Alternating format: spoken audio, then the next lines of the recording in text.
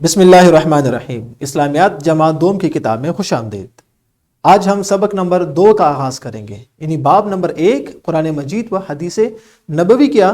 آج ہم سبق نمبر 2 شروع کریں گے۔ سبق نمبر 1 تھا قرآن مجید کے متعلق، اور آج ہم شروع کریں گے حدیث نبوی صلی اللہ علیہ وآلہ وسلم کو، اس لیے کہ ہماری ہدایت کے 2 ذریعے ہیں۔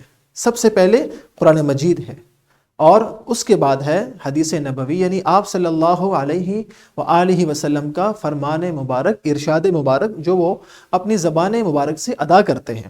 تو آج ہم شروع کریں گے سبق نمبر 1.2، اور سبق کا نام ہے حدیث نبوی علی صاحبہ الصلاۃ والسلام۔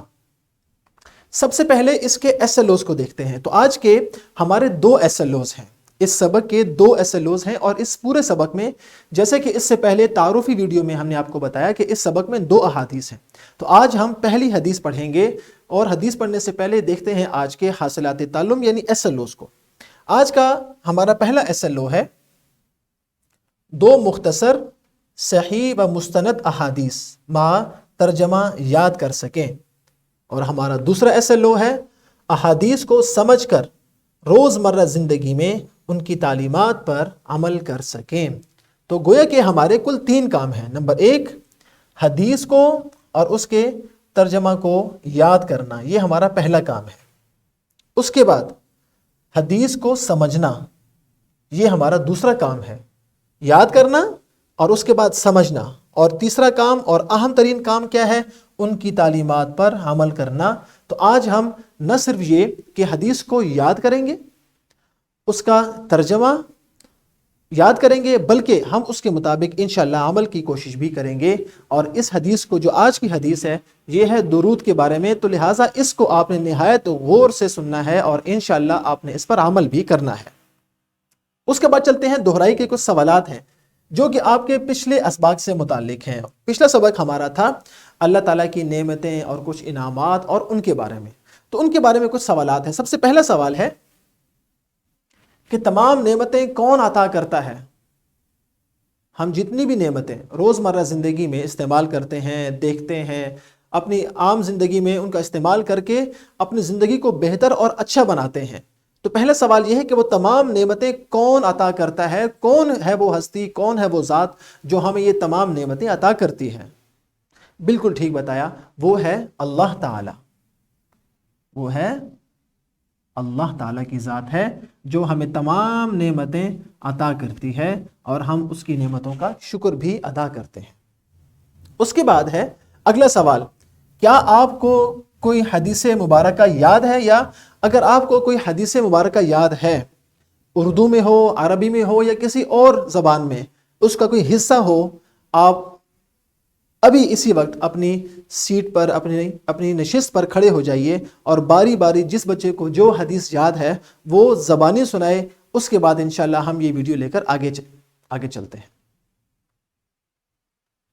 تو بچوں، جیسے کہ آپ نے دیکھا کہ آپ میں سے کچھ بچوں نے حدیث مبارکہ سنائی اور کچھ نے نہیں سنائی۔ انشاءاللہ جنہوں نے سنائی ہے وہ ان بچوں کے ساتھ مل کر، جن کو حدیث مبارکہ یاد نہیں ہے، ان کو یہ حدیث مبارکہ اچھی طرح یاد کروائیں، اور اس کے بعد اگلے سوال کا جواب دیں کہ چھینک آنے سے کیا فائدہ ہوتا ہے۔ ہم نے پچھلے سبق میں پڑھا تھا کہ ایک ہے الحمدللہ کہنا۔ الحمدللہ ہم کہتے ہیں کسی نعمت کے ملنے پر، جب ہمیں کوئی نعمت حاصل ہوتی ہے، اللہ کی طرف سے کوئی انعام ملتا ہے، تو ہم الحمدللہ کہتے ہیں۔ کوئی اچھی خبر سن کر الحمدللہ کہتے ہیں۔ اللہ کی طرف سے کوئی انعام ملا، ہم کہتے ہیں الحمدللہ۔ کوئی اچھی خبر سنی، ہم کہتے ہیں الحمدللہ۔ تو آپ یہ بتائیں کہ چھینک آنے پر الحمدللہ ہم کہتے ہیں، تو آیا چھینک آنے کا کیا فائدہ ہوتا ہے؟ ظاہر ہے ہم جو اس پر الحمدللہ کہتے ہیں تو یقیناً اس کا کوئی نہ کوئی فائدہ ہوگا۔ بالکل ٹھیک، ہم نے آپ کو یہ بتایا تھا کہ چھینک کی وجہ سے بہت سے بیکٹیریا اور جراثیم اور ذرات جو ہمارے جسم کے اندر ہوتے ہیں، جیسے ہی ہم چھینک ہمیں آتی ہے، اس چھینک کی وجہ سے وہ تمام بیکٹیریا، وہ ذرات، وہ جراثیم ہمارے جسم سے باہر نکل جاتے ہیں، اور ہم بہت سی بیماریوں سے محفوظ ہوتے ہیں۔ اس لیے ہم چھینک آنے پر یہی کہتے ہیں الحمدللہ۔ کیا کہتے ہیں؟ الحمدللہ۔ یہ الحمدللہ ہم کیوں کہتے ہیں کہ ہم بہت سی بیماریوں سے بچ جاتے ہیں۔ اس کے بعد اگلا سوال ہے الحمدللہ کس موقع پر کہا جاتا ہے؟ یعنی کون سا ایسا موقع ہوتا ہے جس پر ہم الحمدللہ کہتے ہیں؟ بالکل ٹھیک بتایا آپ نے، جب بھی ہمیں کوئی اچھی خبر ملتی ہے، ہمیں کوئی نعمت ملتی ہے، ہم اس کے نعمت کے ملنے پر کہتے ہیں الحمدللہ۔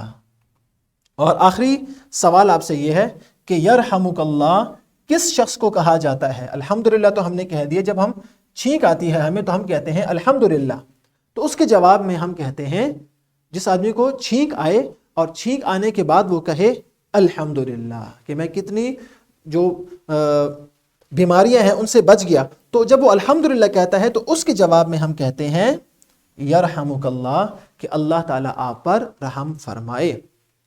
تو یہ تو تھے کچھ سوالات جو کہ ہمارے پچھلے سبق سے متعلق تھے۔ اب ہم شروع کرتے ہیں آج کا سبق، اور آج کے سبق کا آغاز ہم کریں گے سرگرمی سے۔ آپ ذرا سلائیڈ کو غور سے دیکھیے کہ اس میں آپ کے لیے کیا سرگرمی دی گئی ہے۔ اساتذہ کرام اس کو اپنے پاس نوٹ کر لیں، اور یہ سرگرمی ابھی ہی انہوں نے کروانی ہے۔ اساتذہ تختہ تحریر پر نبی اکرم صلی اللہ علیہ وآلہ وسلم کے 5 سے 10 صفاتی نام تحریر کریں۔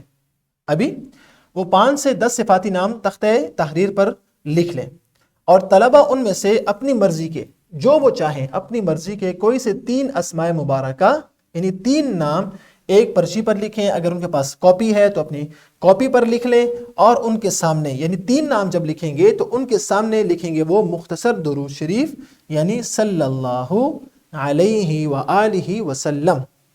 تو یہ ایک مختصر سی ابتدائی سرگرمی ہے، آپ جلدی سے بچوں سے یہ سرگرمی کروا لیں۔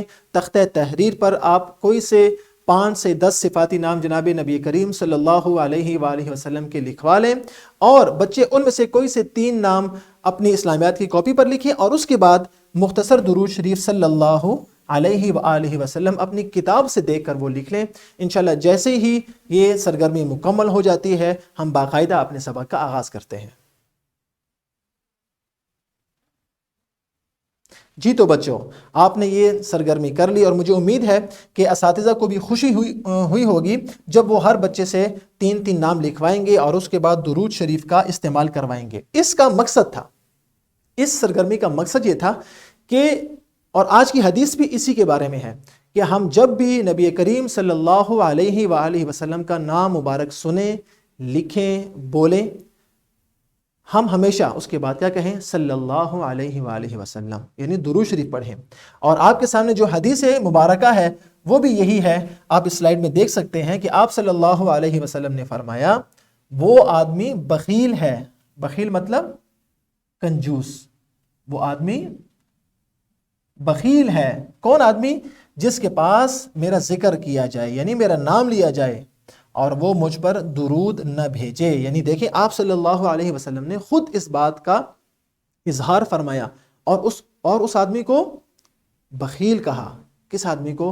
کہ جس کے سامنے آپ صلی اللہ علیہ وسلم کا نام مبارک لیا جائے اور وہ درود نہ بھیجے، وہ صلی اللہ علیہ وآلہ وسلم نہ کہے۔ تو ہمیں آپ صلی اللہ علیہ وسلم کی اس وعید سے بچنا چاہیے، اور ہمیں اس لفظ سے اور اس لقب سے بچنا چاہیے، اور ہمیں ہمیشہ کہنا چاہیے صلی اللہ علیہ وسلم، صلی اللہ علیہ وآلہ وسلم۔ اس کے بعد اب اگر اس سلائیڈ کو آپ دیکھیں تو یہاں پر کچھ باتیں آپ کو بتائی گئی ہیں۔ سب سے پہلی یہ بات آپ کو بتائی گئی ہے کہ حدیث کسے کہتے ہیں۔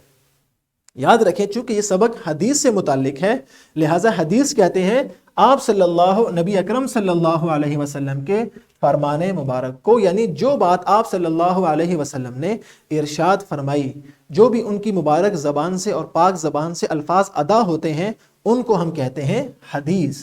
تو حدیث کسے کہتے ہیں؟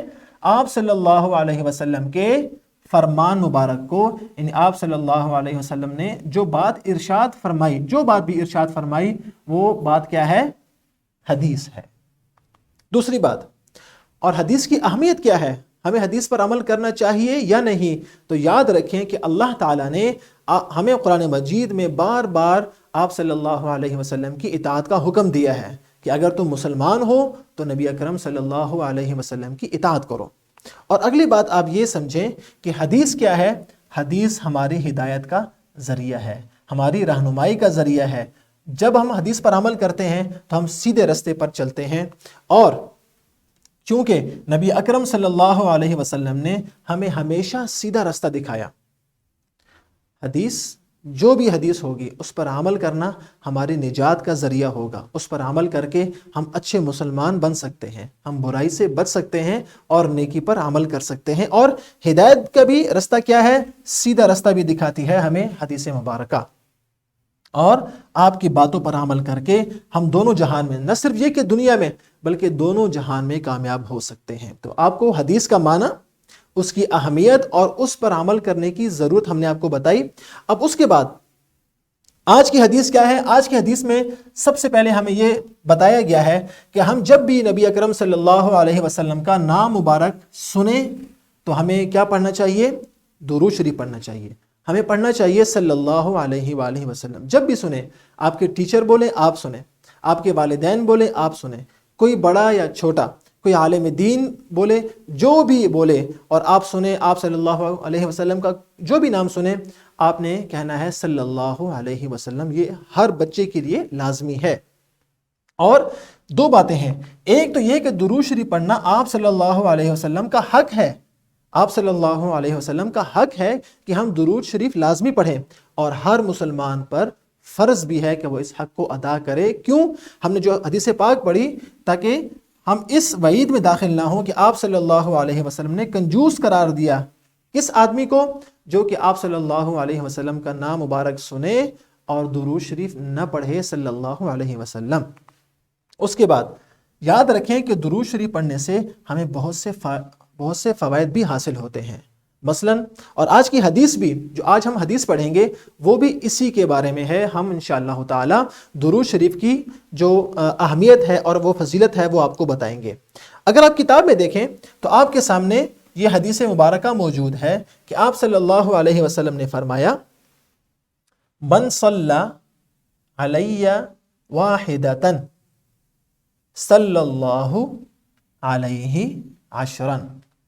ایک مرتبہ پھر بولیے، من صلی علی واحدۃ صلی اللہ علیہ عشرا۔ کیا مطلب؟ کہ آپ صلی اللہ علیہ وسلم نے فرمایا، جو مجھ پر ایک مرتبہ درود بھیجتا ہے، ایک مرتبہ درود بھیجتا ہے، اللہ تعالیٰ اس پر 10 مرتبہ رحمت بھیجتے ہیں۔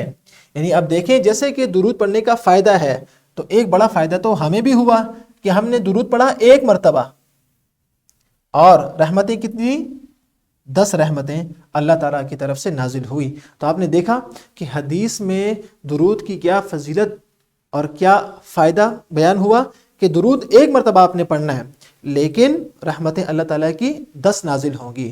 تو اس حدیث سے بھی ہمیں اس بات کا سبق ملتا ہے کہ ہم ہمیشہ جب بھی آپ صلی اللہ علیہ وسلم کا مبارک نام سنیں تو ہمیں صلی اللہ علیہ وسلم مختصر درود شریف ضرور پڑھنا چاہیے۔ اس کے بعد اب ہم چلتے ہیں اور دیکھتے ہیں کہ فائدے کیا کیا حاصل ہوتے ہیں۔